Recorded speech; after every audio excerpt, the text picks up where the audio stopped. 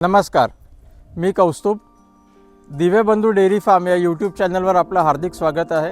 आज आपण आपल्या डेअरी फार्मवर किंवा आपल्या फार्ममध्ये काय ॲक्टिव्हिटी करतो आहे याच्याबद्दल नसून तर सध्या जे इराण, अमेरिका, इस्रायल यांच्यामध्ये जे युद्ध सुरू आहे आणि त्याच्यामुळे जो आपल्याकडे LPG सिलेंडरचा तुटवडा निर्माण झालेला आहे तो आपण कसा दूर करू शकतो आणि आपण कसे आत्मनिर्भर होऊ शकतो या संदर्भातला आहे.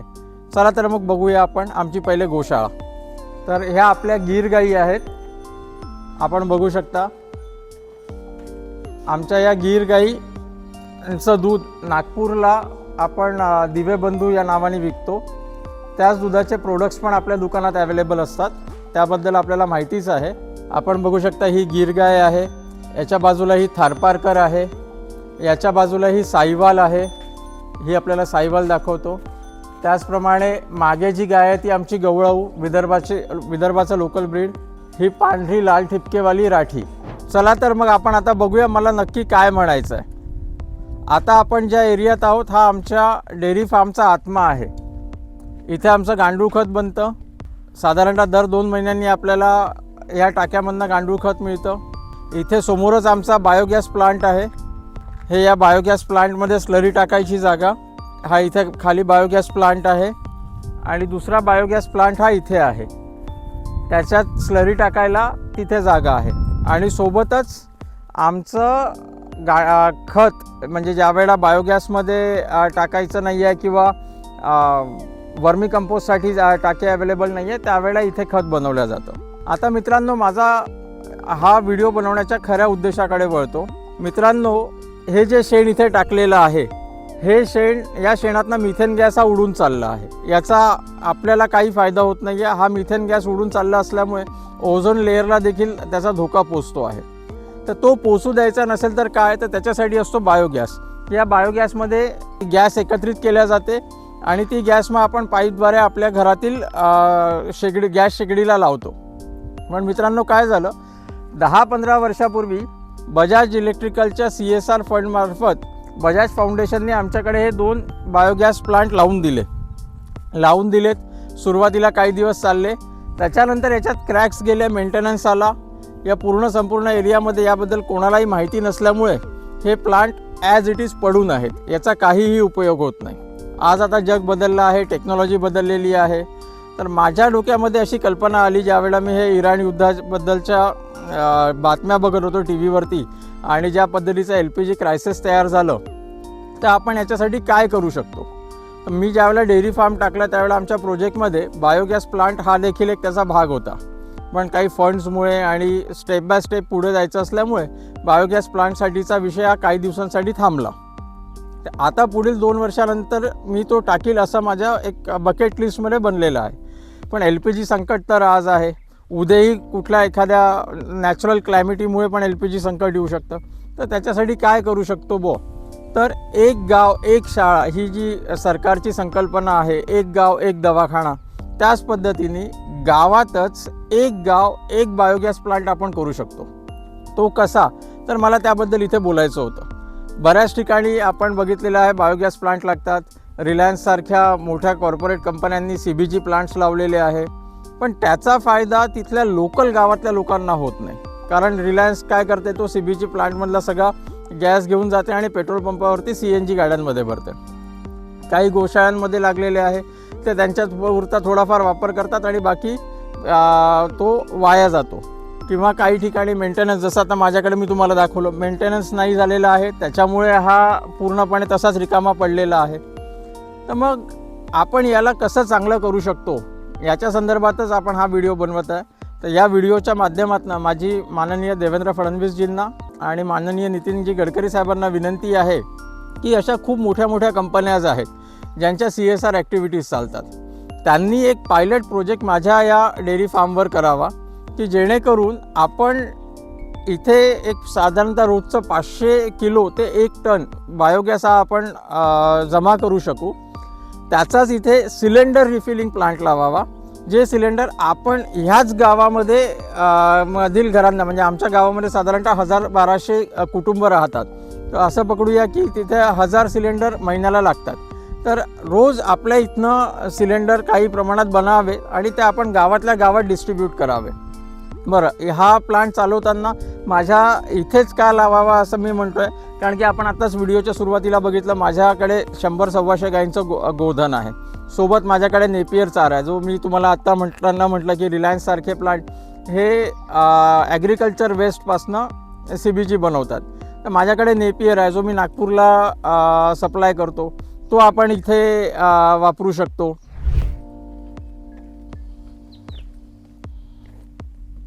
आता आपण ह्या नेपियर जवळ आहोत. मी जे म्हटलं की माझ्याकडे नेपियर आहे, साधारणतः हा नेपियर वर्षातून 4 वेळा कापला जातो, म्हणजे दर 3 महिन्यानंतर गायींच्या चाऱ्यासाठी कापला जातो. तर ज्यावेळेला आपण कापतो त्यावेळेला एकरी 25 टन उत्पादन मिळतं. एकदा कापला की हा परत येतो. तुम्ही त्याची व्यवस्थित काळजी करा, 10 वर्ष पुरतो. तर एकरी 25 टन या उत्पन्न ज्या वेळेला येतात, समजा हाच चारा आपल्या बायोगॅस प्लांटमध्ये आपण सडवला तर ह्या 25 टनापासून कमीत कमी 3 टन आपल्याला बायो CNG मिळेल. तर असा इथे माझ्याकडे शेण आहे, माझ्याकडे नेपियर आहे. त्याच्यानंतर इथे आपण ज्या वेळेला हे गोष्टी करणार आहोत त्यावेळेला या जी स्लरी तिच्यातनं निघेल त्याच्यावरती इथेच प्रक्रिया करून आपल्याला शेतामध्ये रिझल्ट बघता येतील.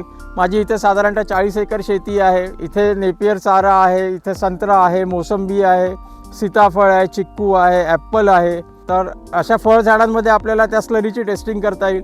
त्याच्यानंतर माझ्याकडे इथे गहू होतो, तूर होते, चणा होतो, त्या धान्य पिकांमध्ये याची टेस्टिंग करता येईल. माझ्याकडे अद्रक होतं, त्याच्यानंतर हळद होते, मोहरी होते, धनिया होतो. या मसालेदार पिकांमध्ये या स्लरीची टेस्टिंग करून त्याचे नक्की काय रिझल्ट येतात ते आपल्याला बघता येईल. त्या पद्धतीने आजूबाजूच्या शेतकऱ्यांना इथनंच आपण ती स्लरी प्रोव्हाइड करू शकतो. ज्या शेतकऱ्यांना स्लरी हवी त्यांना स्लरी देऊ शकतो. त्याच्यातच एक ॲडिशनल मशीन येते की तुम्ही त्या स्लरीमधनं पाणी वेगळं आणि शेणाची पावडर वेगळी करू शकता. ती पाणी जे आहे ते ॲनोरोबिक बॅक्टेरिया रिच पाणी आहे. ज्यावेळेला अति थंडी पडते, अति पाऊस होतो किंवा अति ऊन असतं त्यावेळेला पांढऱ्या मुळांची वाढ थांबून जाते, जमिनीतले ॲरोबिक बॅक्टेरिया काम करणं बंद करतात. अशावेळी ते ॲनोरोबिक बॅक्टेरिया पिकांच्या वाढीला मदत करतात. जी आपण पावडर काढलेली आहे ती पावडर आपण वर्मी कंपोस्टसाठी वापरू शकतो. तीच पावडर आपण घनजीवामृतासाठी वापरू शकतो किंवा त्याच पावडरपासून आपण जे ट्रेमध्ये झाडांचे रोपं तयार करतो, म्हणजे वेगवेगळ्या झाडांचे, कधी टरबूजचे म्हणा, कधी खरबूजचे म्हणा किंवा कधी भाजीपाल्याचे रोपं, वांग्याचे म्हणा, काकडीचे म्हणा, तर ते रोपं तयार करण्यासाठीचे ट्रेसाठी त्याचा वापर केला जाऊ शकतो. तर माझा बोलण्याचा उद्देश हा आहे की माझ्या इथे का करावं, तर माझ्या इथे रॉ मटेरियल ॲम्पल प्रमाणात अवेलेबल आहे. बाजूलाच माझी एक 2.5 एकर शेती आहे, तिथे आपण शेती तलाव करू शकतो. कारण आपण समजा रोज 5 किलो शेण या प्लांटमध्ये, एक एक्झाम्पल देतो, टाकत असू तर आपल्याला 5 लिटर पाणी देखील याच्यासोबत लागेल.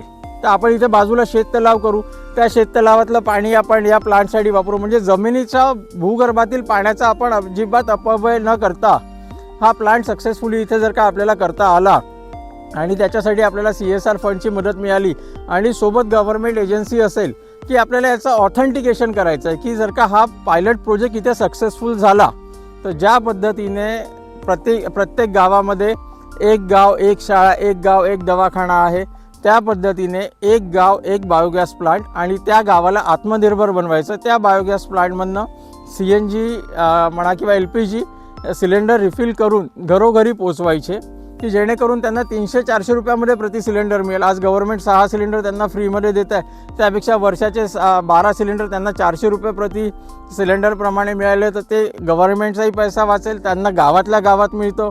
त्याच्यामुळे त्यांना दूर 10-12 किलोमीटर तालुक्याच्या ठिकाणी जाऊन किंवा तहसीलच्या ठिकाणी जाऊन सिलेंडर आणायची गरज नाही. सोबत जे काही शेणखत स्लरी होते आहे ती आपण आपल्या आजूबाजूच्या शेतकऱ्यांना विकू शकतो. ते साधारणतः त्यांची एक युरियाची बॅग 400 रुपयाची होते, 10-26 खत 2000 रुपयाचं होतं. तर त्याच्याऐवजी ते आपल्याकडनं 10 रुपये लिटरप्रमाणे हे घेतील. त्यांच्या शेतात आपल्याच ट्रॅक्टरनी आपण जाऊन ते पसरवून देऊ शकतो. त्याच्यामुळे एक साधारणतः गावात 5 ते 10 मुलांना शाश्वत रोजगार निर्माण होईल. म्हणून माझी या व्हिडिओच्या माध्यमातून माननीय देवेंद्रजींना आणि गडकरी साहेबांना विनंती आहे की हा पायलट प्रोजेक्ट मला उभारण्याची इच्छा आहे. त्यासाठी फंडिंगकरिता आणि माझ्या डोक्यातील कल्पना आपल्यापर्यंत पोहोचवण्यासाठी आपली कृपया वेळ मिळावी की आपण हा कसा शाश्वत हा उभारू शकतो, त्याबद्दल आपण वेळ द्याल अशी नक्कीच खात्री व्यक्त करतो. तसेच मित्रांनो, आपल्या ओळखीतले जे काही कंपन्यांचे संचालक असतील ते CSR ॲक्टिव्हिटी करत असतील तर त्यांच्यापर्यंत हा व्हिडिओ पोचवा की त्यांना समजा या वर्षीच्या CSR फंडमधनं अशी ॲक्टिव्हिटी करायची असेल तर ते करू शकतात. मित्रांनो, आज युद्ध होत आहे, पण उद्या एखाद्या चक्रीवादळामुळे LPG पुरवठा थांबला किंवा आणखीन कुठल्या मानवनिर्मित कारणामुळे किंवा नॅचरल आणखीन दुसरी कुठली क्लायमेटी आली त्याच्यामुळे जर का पुरवठा थांबला तर आज जी परिस्थिती आपल्यावरती आली आहे ती परत ओढवू नये याच्यासाठी आणि आत्मनिर्भर भारताच्या दृष्टीने आत्मनिर्भर गाव ही एक संकल्पना आपण राबवू शकतो का, हा विचार पोचवण्यासाठीचा हा मी केलेला व्हिडिओ आहे. व्हिडिओ आपल्याला कसा वाटला मला नक्कीच सांगा. आपली प्रतिक्रिया कॉमेंटमध्ये द्या. आम्हाला आमच्या या चॅनलला लाईक करा, शेअर करा आणि सबस्क्राईब करा. धन्यवाद.